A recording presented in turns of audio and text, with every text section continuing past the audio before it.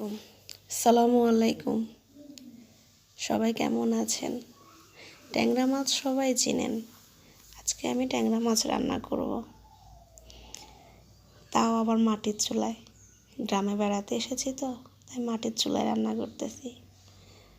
চুলায় প্রথমে কড়াই দিয়েছি, তারপর এরপর তেল গরম করার পরে পেঁয়াজ কাঁচামরিচ দিয়ে একটু ভেজে নিলাম। আমার মেয়েটা আসতেছে আমার সাথে রান্না করার জন্য। এরপর একটু লবণ দিলাম, আদা বাটা রসুন বাটা দিয়ে এগুলোকে ভালো করে নেড়ে চেড়ে দিলাম। মেয়ে ভিডিও করবে, তাই একবার এইদিকে একবার ওইদিকে নাড়াচ্ছে ক্যামেরাটা। দিলাম হলুদ গুঁড়ো, মরিচ মশলা, সবগুলো দিয়ে একসাথে নেড়ে চেড়ে এগুলোকে কষিয়ে নিচ্ছি। একটু পানি দিয়ে দিয়েছি, কারণ মাটির চুলার আগুন তো একটু বেশি তাপ থাকে। মশলাগুলো ভালো করে কষানো হয়ে গেলে আমি এতে ট্যাংরা মাছগুলো দিয়ে দিব। প্রত্যেকটা মাছে প্রচুর পরিমাণ ডিম আছে। ডিমওয়ালা ট্যাংরা খেতে খুব মজা লাগে।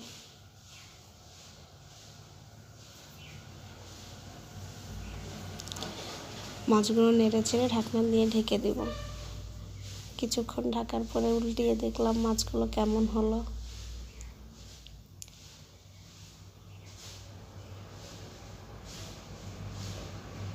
নেড়ে চেড়ে দিলাম, আবার একটু ঢাকনা দিয়ে ঢেকে দিব। এগুলো ভালো করে কষিয়ে নেওয়া হয়ে গেলে তারপর এতে আমি ঝোল দিব। তার আগে একটু টমেটো দিয়ে দিলাম।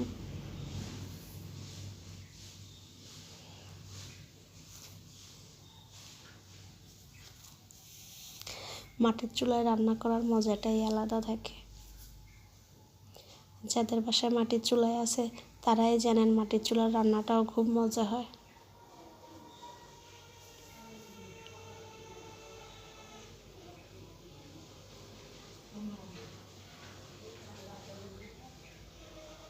দেখুন মাছগুলো কষানো হয়ে গেছে, একটু নেড়ে চেড়ে দিচ্ছি। তারপরেতে আমি পানি দিয়ে দিব।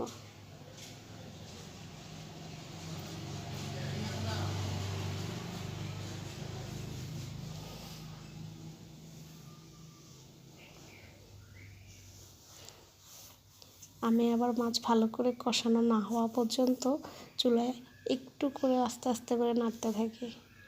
দেখুন নেড়ে চেড়ে দিলাম, তারপর ঢাকনা দিয়ে ঢেকে দেব। আমার মাছগুলো প্রায় হয়ে এসেছে।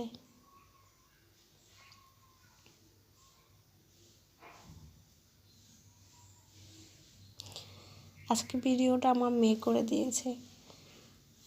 একবার ক্যামেরাটা এদিকে নাড়াচ্ছে, একবার ওইদিকে নাড়াচ্ছে। কোলে বসিয়েছিল তো,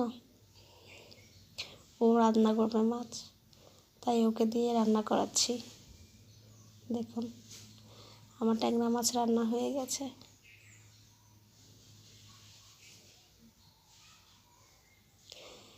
ভালো লাগলে সবাই লাইক দিবেন, কমেন্ট এবং শেয়ার করে দিবেন।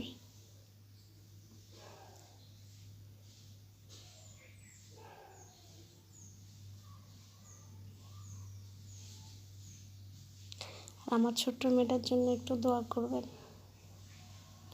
আল্লাহ হাফেজ। আসসালামু আলাইকুম।